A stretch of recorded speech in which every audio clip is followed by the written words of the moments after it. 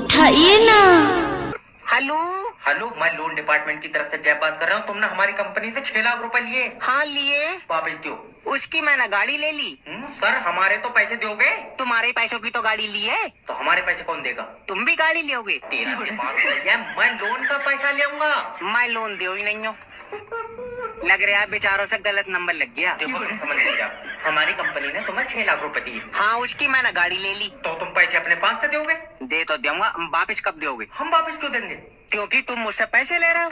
अरे सर, मैं लोन का पैसा मांग रहा हूँ। भैया मैं लोन नहीं दिया हूँ, कई बार बताओ। मेरे पास तो यार खुद पैसे नहीं है। बाबले, मैं अपने लोन के पैसे मांग रहा हूँ। तूने भी लोन ले रखा है।